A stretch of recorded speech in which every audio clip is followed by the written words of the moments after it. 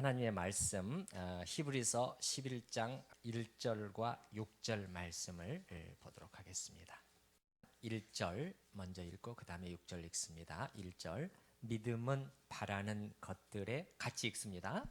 믿음은 바라는 것들의 실상이요 보이지 않는 것들의 증거니. 6절 믿음이 없이는 하나님을 기쁘시게 하지 못하나니 하나님께 나아가는 자는 반드시 그가 계신 것과 또한 그가 자기를 찾는 자들에게 상 주시는 이심을 믿어야 할지니라.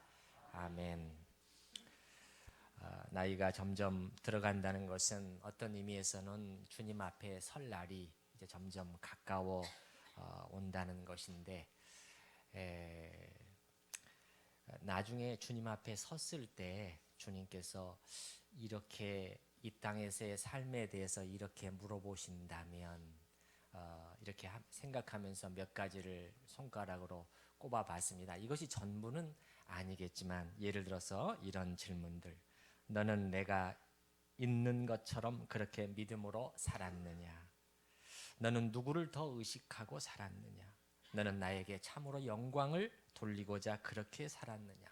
너에게는 내가 닦아줄 눈물이 있느냐? 이런 질문들을 생각을 해봤습니다. 꼭 하나님께서 이런 식으로 따져 물어오신다기보다는 사실은 우리가 스스로에게 묻게 되겠지요.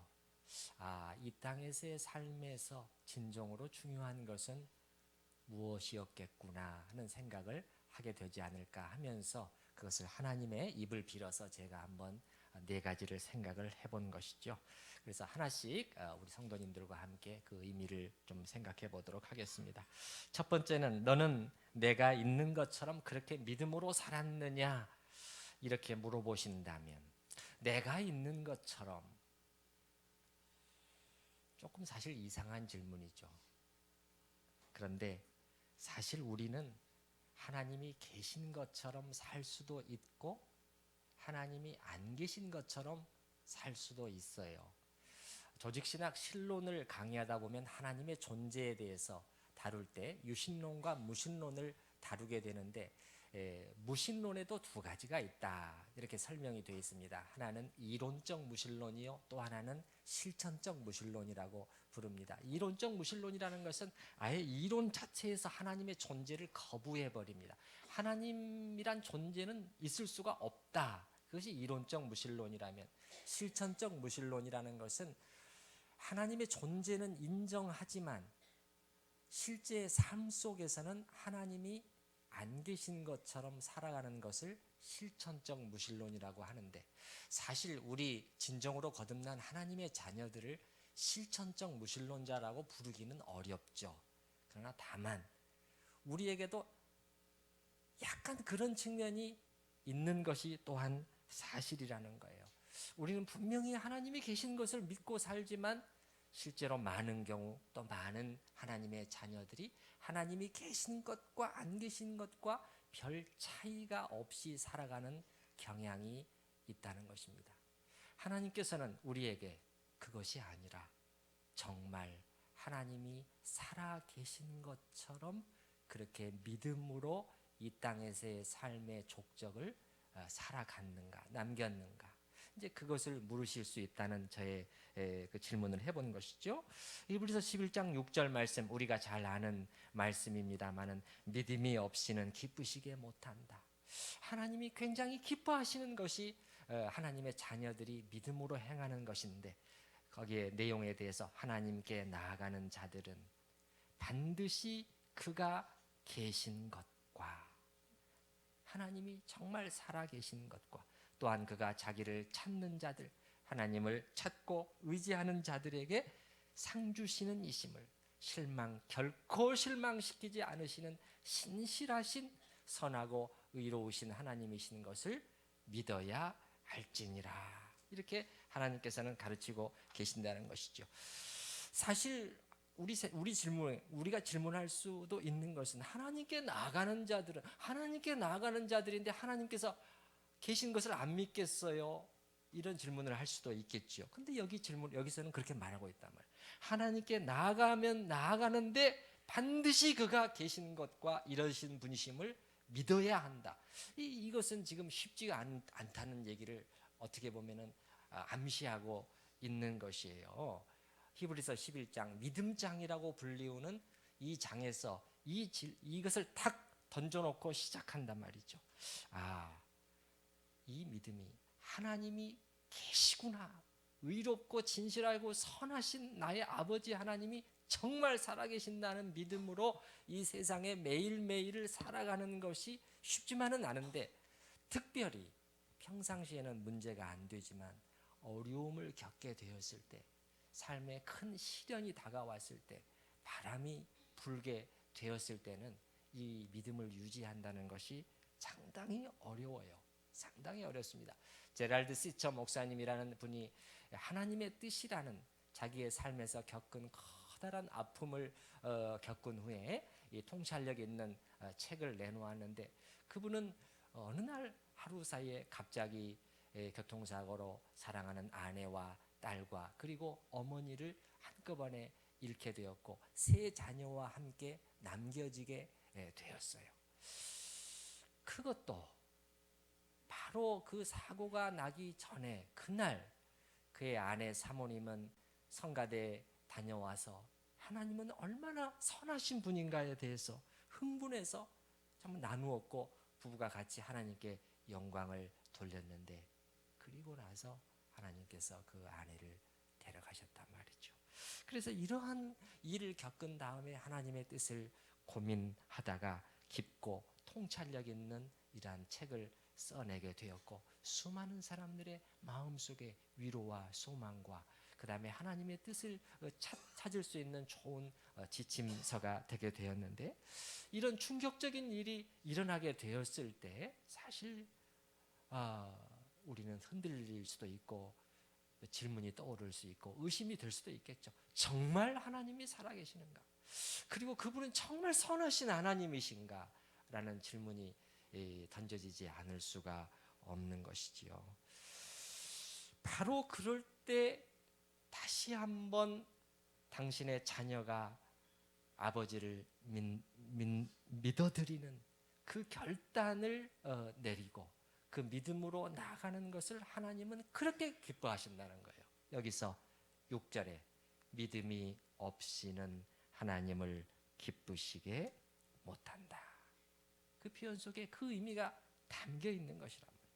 그냥 이론적인 동의만이 아니라는 거예요. 여러분이 그 밑에 7절부터 끝절까지 믿음의 사람들, 자, 이 사람들이 이렇게 산 사람들이다, 이렇게 살아서 하나님을 기쁘시게 한 사람들이다 나열하고 있는데, 하나같이 보면은 그 속에서 정말 하나님을 붙들기가 쉽지 않은 그런 상황 속에서 그들은 다시 한번 믿음의 손을 내밀어 하나님을 붙들었고 믿어드렸고 그렇게 나아가 봤고, 거기에 대해서 하나님은 기쁨으로 응답을 하셨다, 이렇게 말씀하고 있는 것이지요.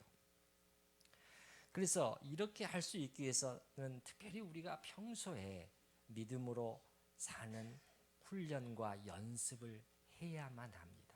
하나님이 계신 것처럼 매일매일의 삶을 살아내는 연습이 되어 있어야 어떤 그 중요한 시련의 순간이 왔을 때도 다시 한번 붙들 수가 있어요. 그렇지 않으면 매우 힘들거나 아니면은 정말 믿음의 뿌리가 송두리째 뽑혀져 버려요. 저는 사랑하는 자식의 죽음 앞에서 의연하게 믿음의 본을 보이는 한 권사님의 모습을 아주 가까이서 본 적이 있었고, 저뿐만 아니라 수많은 그 신학생들, 목사인 신학생들이 큰 도전을 받은 적이 오래전에 있었어요. 제가 미국에서 신학 공부를 할 때 가까이서 이렇게 지내던 한 젊은 신학생이었죠. 저보다 연배가 많이 어린 이제 유학생이었는데, 시카고에서 그 아주 폭설이 내린 날 그 밤늦게 돌아오다가 이 교통사고로 그 주님의 부르심을 받았어요. 저는 그 폭설과 폭설 속에서 고속도로를 운전하는 것이 특히 미국에서 그런지 모르지만 그렇게 무서운 상황인지는 몰랐어요. 그 밤에 소식을 듣고 저희들이 그 병원으로 1시간 이상을 달려서 다시 그 고속도로를 가는데요. 미국에서는 대형 트레일러들이 고속도로에 굉장히 많거든요. 근데 이렇게 한 번씩 지나갈 때마다 눈바람이 확 치면서 거의 1초 정도는 시야가 완전히 차단되더라고요. 그런 일이 계속 반복이 되니까 얼마나 조심스러웠는지 모르겠어요. 어찌됐든 이제 그분이 그렇게 그 주님의 부르심을 받게 되었는데, 문제는 그 가족들에게 어떻게 이 사실을 알려야 하느냐 하는 고민이 우리 공동체에 있었어요. 근데 마침 한 분이 이 한국에 방문 중이었단 말이죠. 그것도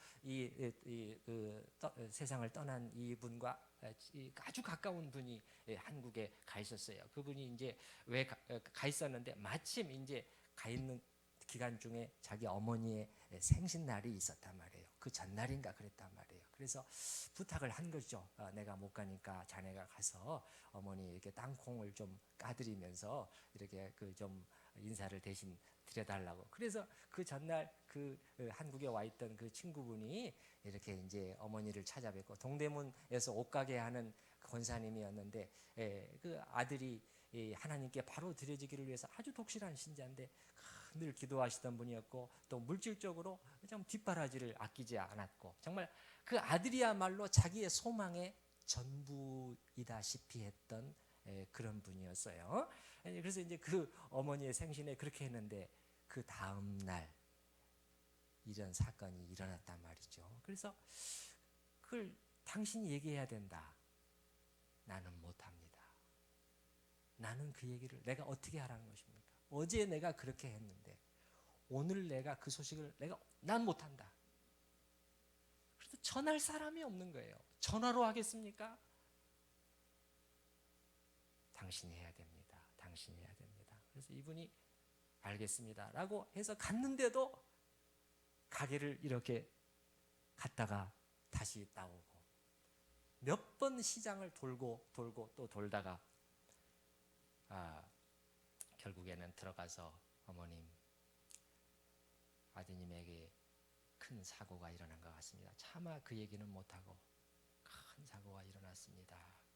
그러니까 그분이 무슨 짐작을 하셨는지 이 가게 문을 닫고 조용히 가족들과 함께 집으로 들어가셨는데, 그리고 나서 어떻게 하셨느냐 물어봤더니 혼자 방으로 들어가서 한참 동안을 기도하고 나오시더군요. 기도하고 나오시더군요. 저한테는 그게 아주 의미 깊게 들리더라고요. 그 순간에 정말 얼마나 무너져 내리는 순간이잖아요. 무너져 내리는 순간에 다시 그 하나님을 인정하고 하나님이 살아계심을 인정하지 않는 사람이 어떻게 그렇게 할 수가 있겠어요. 실제로 뭐 어떤 분은, 어떤 또 그 신학생은 그런 얘기도 하더라고요. 자기 친구 중에 한 명이 신학생인데 어머니인가 아버님인가 돌아가셨는데 막 울면서 우리 엄마 왜 데려갔어? 막 그렇게 우는 것을 자기가 보고 조금 마음이 그랬다. 뭐 그런 말도 들은 적이 있었는데 쉽지가 않죠. 신학생이고 목회자라고 해도. 근데 하나님 앞에 기도하고 나왔다. 다시 한번 하나님을 찾았다는 것이죠. 찾았다는 것이죠. 여기 히브리서 11장 6절에 또한 그가 자기를 찾는 자들에게 상 주시는 이심을 믿어야 할지니라. 장례식이 그 이후에 미국에서 열려서 그 어머님과 가족들이 와서 함께 장례식을 치르는데, 오히려 그분이 충격에 빠진 우리들을 위로하고 격려해 주시는 것을 봤어요. 어떻게 저렇게 하실 수가 있을까? 참 모두들 감동보다 더 큰 도전을 받았어요. 사실 제가 한번 살며시 조용히 여쭤봤어요. 어떻게 그렇게 하실 수가 있었습니까? 그 권사님이 대답이 지금도 기억이 나는데 이렇게 말씀하시더군요. 기독자는 믿은 대로 살아야 하지 않겠습니까? 그 말 한마디뿐이었어요. 그 이상도 이하도 더 이상 덧붙임도 없었어요. 기독자라는 표현 참 오래간만에 듣는 표현이었어요. 예수 믿는 자, 크리스찬이라는 뜻이죠. 기독자는 믿은 대로 살아야 하지 않겠습니까? 나는 하나님이 계시고 그분이 어떤 하나님이신가를 지금까지 믿고 그렇게 동행하며 이제 그 속에 그런 의미가 담겨 있는 거죠. 살아왔고 내가 이해할 수 없지만 하나님께서 하나님의 때 내 사랑하는 아들을 데려가신 것 외에 내가 무엇을 더 생각할 수 있겠습니까? 그 의미가 그 한마디 속에 담겨 있는 거예요. 믿은 대로 살아야 하지 않겠습니까? 기독자라면. 이게 하나님이 계신 것을 믿는 믿음이죠. 이것이에요. 이거 쉽지 않은 것이죠. 평소에 믿음의 훈련을 해왔기 때문에 그 순간에 다시 한번 무너지지 않고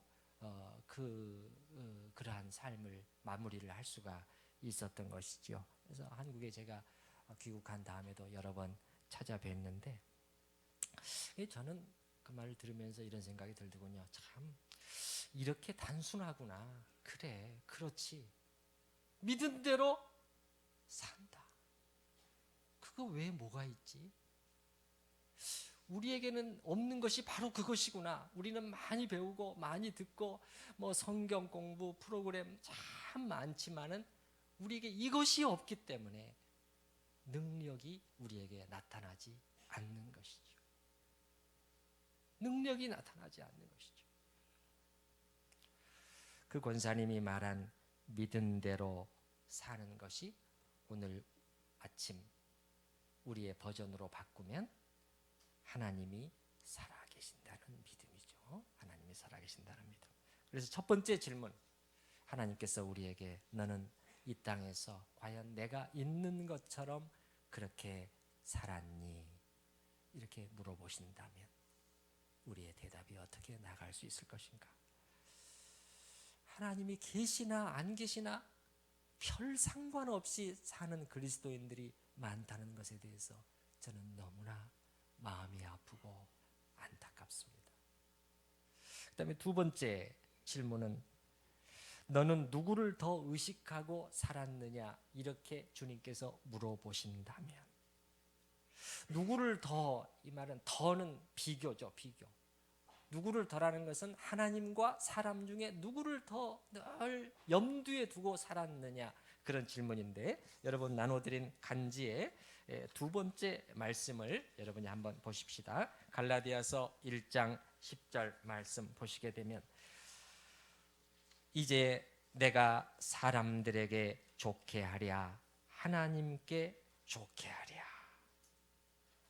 사람에게 좋게 하겠느냐 하나님께 좋게 하겠느냐. 사도는 지금 날카롭게 대립을 시키고 있죠. 대조를 시키고 있죠. 사람들에게 기쁨을 구하겠느냐, 내가 지금까지 사람들의 기쁨을, 사람들의 인정을 구하는 사역이었다면, 그런 섬김이었다면, 그런 삶이었다면 그리스도의 종이 아니니라. 그 말은 무슨 말이에요? 나는 사람의 종이었지 내가 어떻게 예수님의 종일 수 있었겠느냐.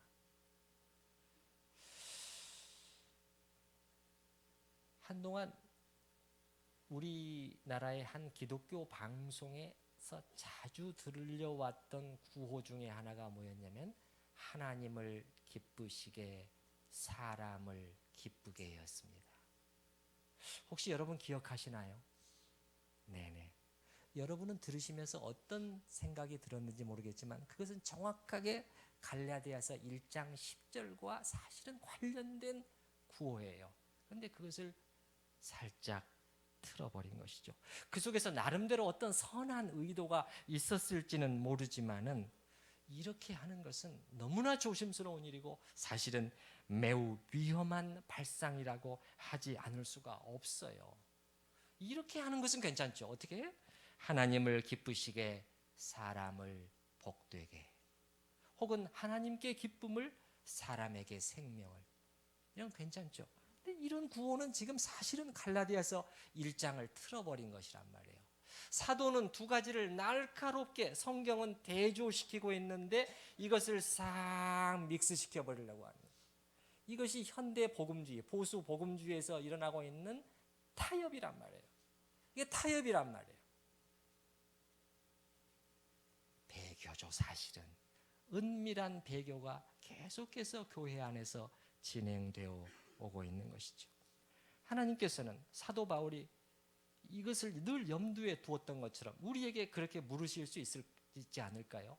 너는 누구를 더 의식하고 살았느냐? 이 말은 다른 말로 하면 너는 누구에게 점수를 더 따려고 그렇게 살았니? 이렇게 물어볼 수가 있겠죠. 사람 앞에서가 아니라 하나님 앞에서, 사람의 칭찬과 영광이 아니라 하나님의 칭찬을 정말 구하면서 그것을 늘 염두에 두면서 살았느냐, 이런 질문이 되겠죠. 어떤 목사님이 목회를 상당히 하신 분인데 목회를 해나가면서 자기가 보니까는 교인들 전부는 아닐지 모르지만 상당히 많은 수는 자기가 잘하면은 교회 생활 열심히 얼마든지 하게 할 수 있었다는 거예요.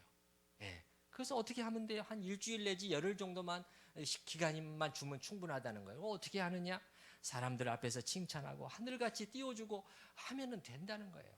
예, 이분이 이렇게 헌금을 많이 하셨습니다. 이렇게 하나님께 상을 많이 받으실 분입니다. 참으로 훌륭한 신자입니다. 우리 교회의 기둥 같은 분입니다. 이렇게 잘 칭찬해주고 해주고 하면은 열심히 한다는 거예요.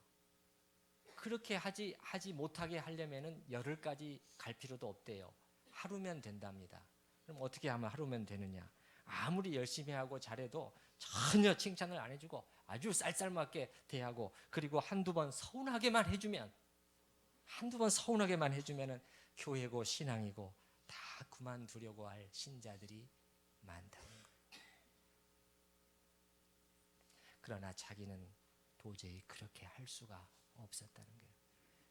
양심상, 목회자의 양심상 그렇게 할 수가 없었다는 거예요. 그렇게 해서 교회에 잘 나오고 헌금 많이 하고 열심히 봉사하게 되어봐야 그게 무슨 소용이냐는 거예요. 그게 무슨 소용이냐는 거예요. 이건 누구를 위한 신앙생활이에요? 목사를 위한 신앙생활이잖아요. 목사 보고 하는 신앙생활이잖아요. 여러분, 우리 주님의 말씀을 기억하고 계실 거예요. 선을 많이 행한 후에 사람들에게 칭찬을 많이 받는 것이 좋다고 하셨습니까? 아니면은 칭찬을 안 받는 것이 좋다고 하셨습니까? 확실하셔요? 네네, 그렇죠. 우리 세 번째 말씀을 한번 보시면 명확하게 나와 있죠. 마태복음 6장 1절에 보시게 되면, 같이 한번 읽어볼까요? 1절만요. 사람에게 보이려고 그들 앞에서 너희 의의를 행하지 않도록 주의하라.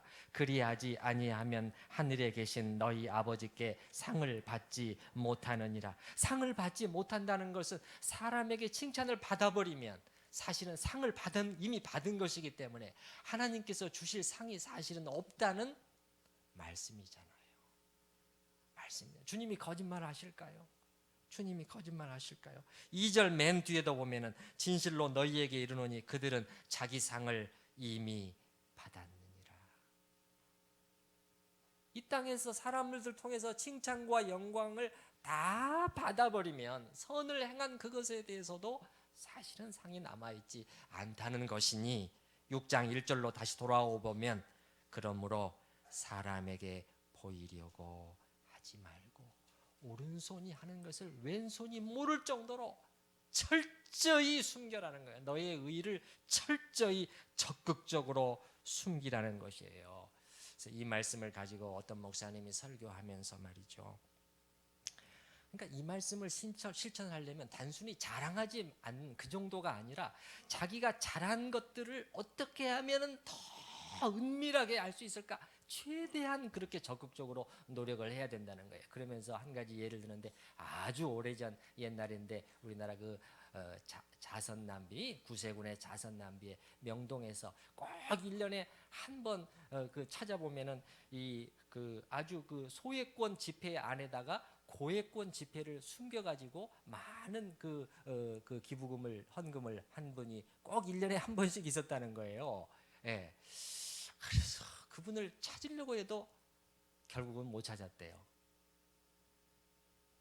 그 고액권을 그 순간에 집어넣는다고 해서 자기 의가 얼마나 나타날까요? 누가 사진 찍습니까? 그런데도 그 순간에도 감추해요. 왜 그렇죠?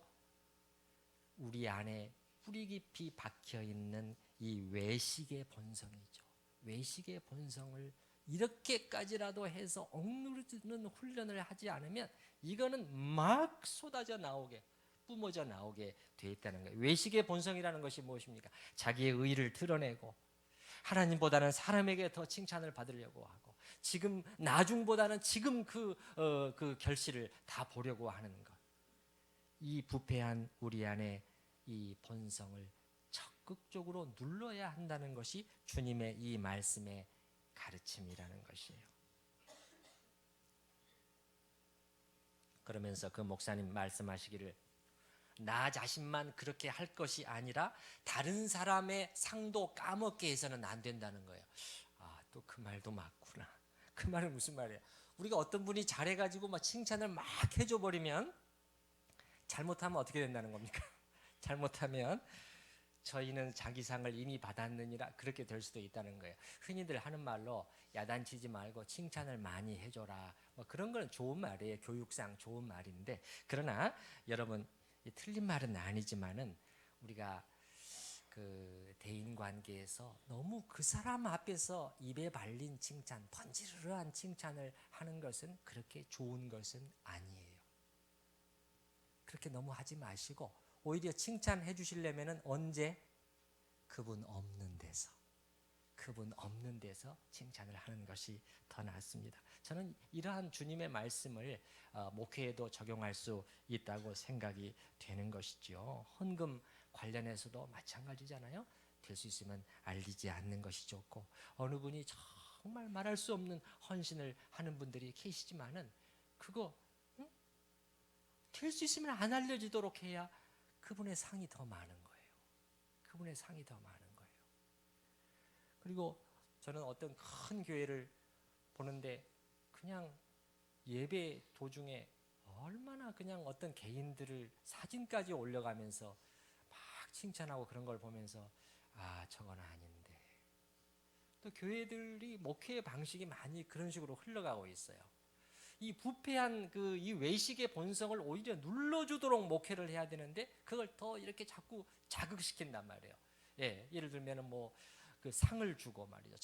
전도상을 주고 이분이 전도를 이렇게 많이 했습니다. 또 막 그냥 어느 교회는 최고상은 차 한 대도 준다는 얘기도 들었습니다만은 네네 전도 이렇게 많이 하면은 차 한 대도 주고 그래서 그냥 차를 하나 딱 세워놓는 거죠. 이렇게 여러분 전도 많이 하시면 이렇게 받을 수 있습니다. 이거는 뭐죠? 참 인위적으로 충성 경쟁을 유도하는 거잖아요. 부패한 우리 외식의 본성을 눌러줘야 되는데 근데 사실 또 이렇게 하면은 많이 돼요. 성도들이 거기에 또 따라간단 말이에요. 너무 안타까운 것이죠. 그래서 두 번째 질문은 뭐냐면 너는 누구를 더 의식하고 살았느냐? 여러분은 누구를 더 의식하면서 신앙생활 하고 계신가요? 사람보다는 하나님을 더 의식하고 사람을 두려워하기보다는 하나님을 더 경외함으로 이 땅의 매일의 삶을 살아가는 우리 성도님들이 되시기를 바랍니다. 세 번째는 하나님께서 너는 나에게 참으로 영광을 돌리고자 그렇게 살았느냐 이렇게 물어보신다면 우리 네 번째 말씀을 한번 보십시다. 네 번째 시편 115편 1절 말씀 같이 읽어보십시다. 여호와여 영광을 우리에게 돌리지 마옵소서. 우리에게 돌리지 마옵소서. 오직 주의 인자하심과 진실하심을 인하여 주의 이름에 돌리소서. 이 시편의 시인이 깨달은 것은 두 가지였던 것 같아요. 하나는 영광과 존귀는 하나님 외에는 아무도 받으면 안 된다는 거예요. 여기 뒤에 뒷문장을 보셔요. 오직이라는 단어를 쓰고 있어요. 주님의 인자하심과 진실하심을 인하여. 영어로는 아니죠. 원어로는 2인칭이에요. 당신이 인자하시고 진실하시기 때문에 하나님만 인자하시고 진실하시기 때문에 하나님의 이름에만 영광이 돌아가야 합니다. 이것이 한 가지 깨달음이고 두 번째 깨달음은 앞부분 보셔요. 여호와의 영광을 우리에게 돌리지 마옵소서. 그럼에도 불구하고 하나님께서 받으셔야 할 영광이 많은 경우 사람들에게 돌아가고 있다는 사실을 깨닫게 된 거예요. 그래서는 안 된다는 거예요. 그거는 안 된다. 그래서 이분이 여기에 두 번이나 되풀이하고 있잖아요. 영광을 우리에게 돌리지 마옵소서. 우리에게 돌리지 마옵소서. 주님, 그렇게 돼서는 안 됩니다. 하나님을 알게 된 사람의 입에서 나오게 되는 고백이죠. 그래서 늘 물어야 할 질문은, 나는 나의 관심사, 나의 모든 섬김과 삶과 봉사와 사역 속에서 이 일을 통해서 하나님이 영광을 받으셔야 되는데 그것이 관심사로 되어 있느냐는 거예요. 우리는 많은 경우에 입으로는 나와요. 입으로는 하나님께 영광, 하나님께 영광. 입으로는 많이 나오는데 많은 경우에는 거기에 관심이 사실은 없습니다. 오히려 슬그머니 하나님께 돌아가야 할 칭찬과 영광을 가로채버리는 그러한 경우들이 너무너무 많죠. 자주 인용해드리는 세례 요한의 말씀 기억하시죠? 나는 쇠하여야 하겠고 그분은 흥하셔야 하겠다.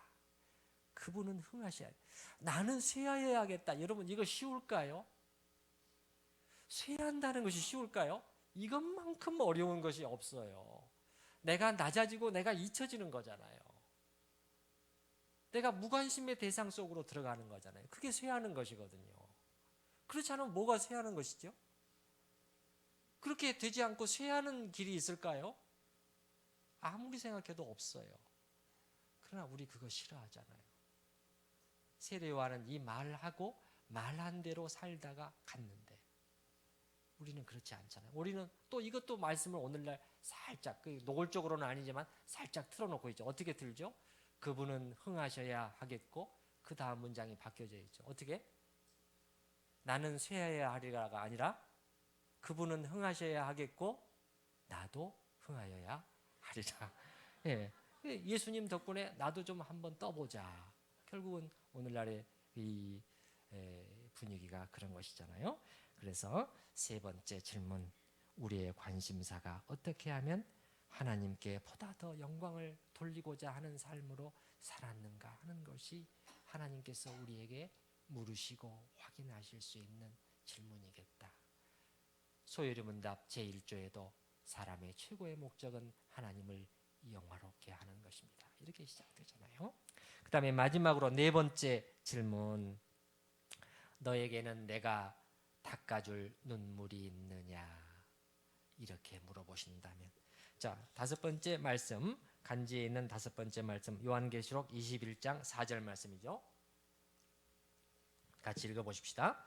모든 눈물을 그 눈에서 닦아 주시니 다시는 사망이 없고 애통하는 것이나 곡하는 것이나 아픈 것이 다시 있지 아니하리니 처음 것들이 다 지나갔음이러라. 이전 번역에서는 모든 눈물을 그 눈에서 씻기심에. 저는 이 말씀이 참 좋아요. 그래서 천국에서는 모든 아픔이 종결된다. 제가 말씀을 드렸죠. 아픔 속에서 하나님을 섬길 수 있는 기회는 이 땅에서밖에 없다. 그렇게 말씀드렸죠. 그래서 모든 눈물을 그날 씻겨주시는 일이 그날 있다는 것이에요. 그런데 저는 저 자신에게 질문을 던지지 않을 수가 없는 거예요. 무슨 질문을?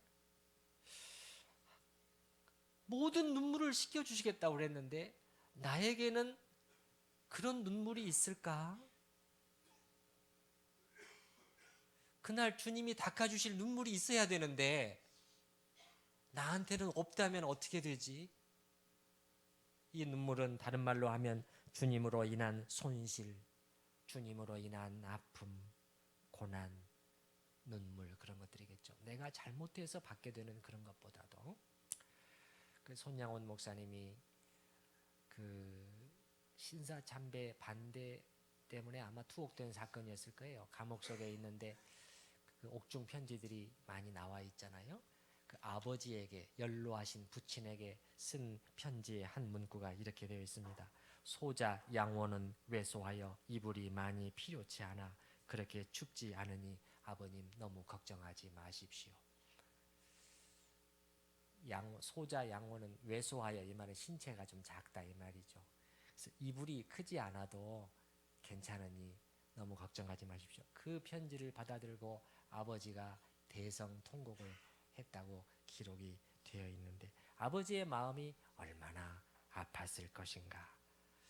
이 추운 겨울에 불도 제대로 지펴주지 않은 감옥에서 이불도 뭐 얼마나 컸겠어요. 그러니까는 이불이 크지 않기 때문에 자기 키가 작아서 이불 괜찮습니다 그 말이 나오는 거예요.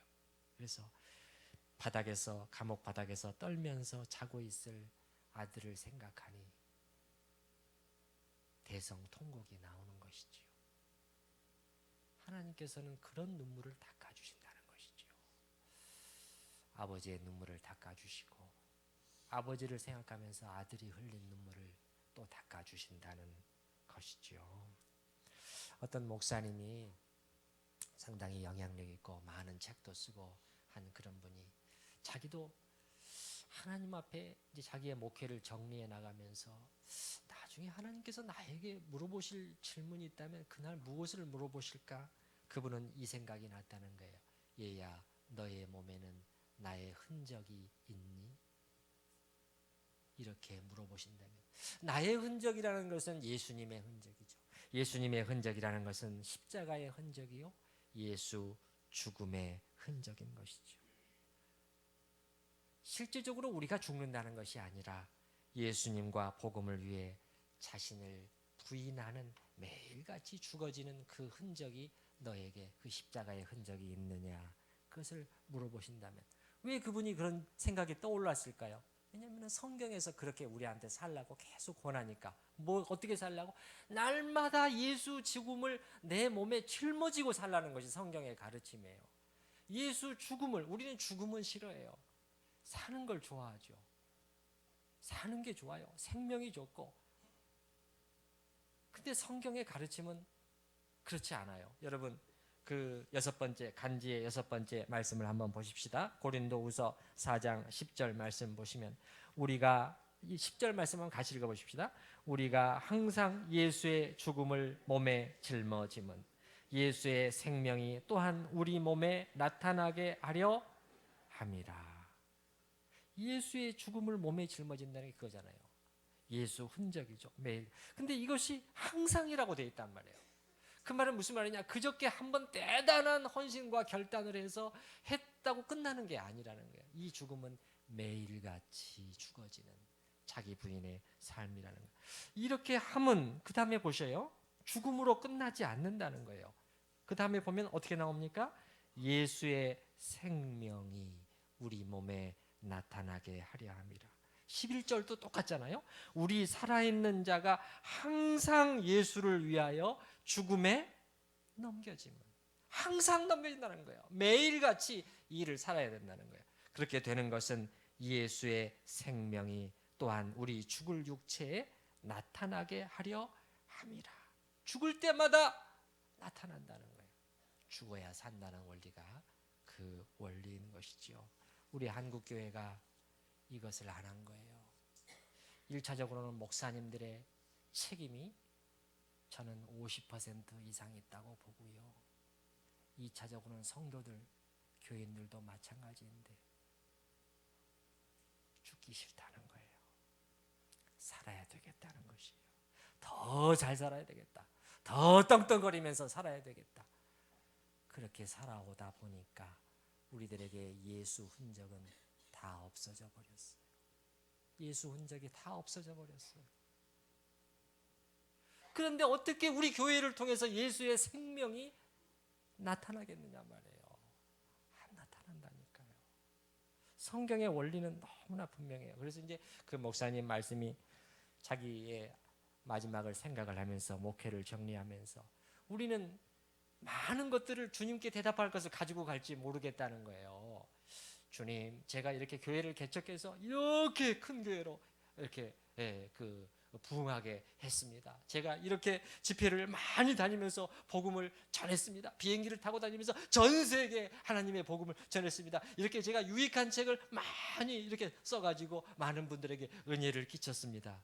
자기는 그렇게 주님께 말씀드릴 걸 준비해 가고 갈 것도 같은데 자기가 가만히 생각해 보니까 주님께서는 고개를 흔드시면서 이렇게 물어보실 것 같다는 거예요. 그게 아니고 너에게 나의 흔적이 있니? 난 그것을 보기를 원해. 그렇게 물어보실 것 같다는 거예요. 그 흔적이라는 것은 방금 읽은 계시록 말씀 5번째 말씀에서는 주님께서 닦아줄 눈물이 되는 것이죠. 사실은 꼭 크고 거창한 일이 아니어도 우리가 예를 들어서 관계 속에서 어려움이 생겼어요. 시원하게 화풀이를 해줘버리고 싶지만은 또 참고 또 참고 그 속에서 눈물이 흐르는 것이죠. 하나님께 나아가서 하나님께 부르짖고 그것도 눈물이죠. 주님께서 닦아주실 중요한 눈물이죠. 중요한 눈물이죠. 많은 그리스도인들이 이거 싫어하잖아요. 시원하게 내 쏘아주고 말겠다. 그렇게 되잖아요. 이 눈물을 거부하는 것이죠. 닦아줄 눈물이 없는 것이죠.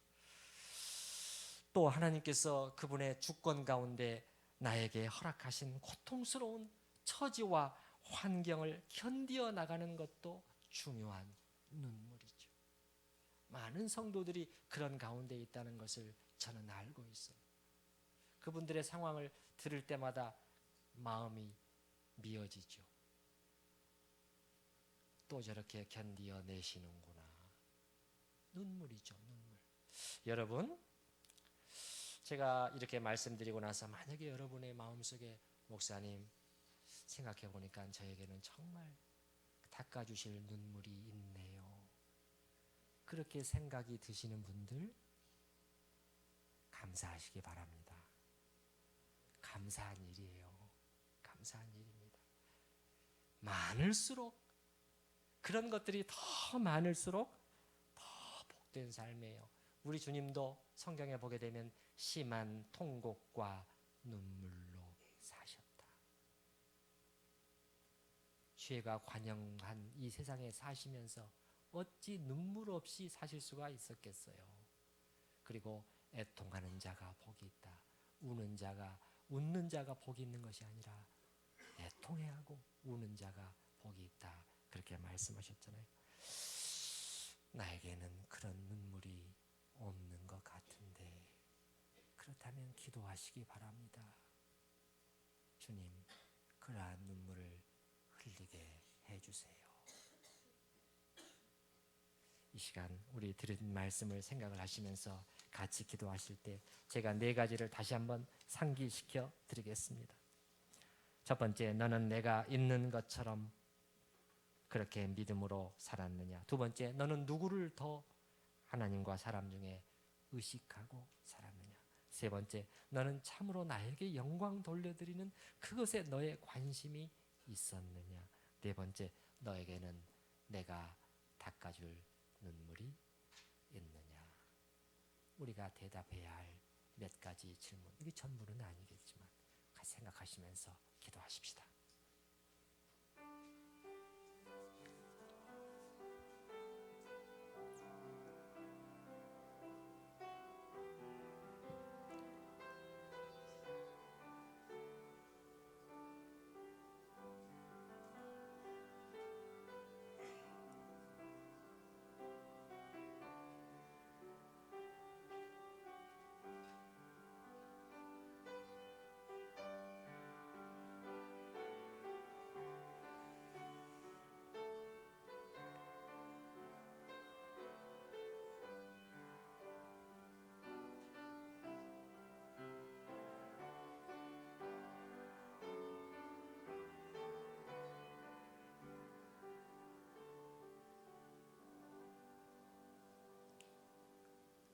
하나님 아버지, 혼란스럽게 하고 하나님의 말씀을 비틀어 버리는 일들이 많은 세대 속에 우리가 살고 있습니다.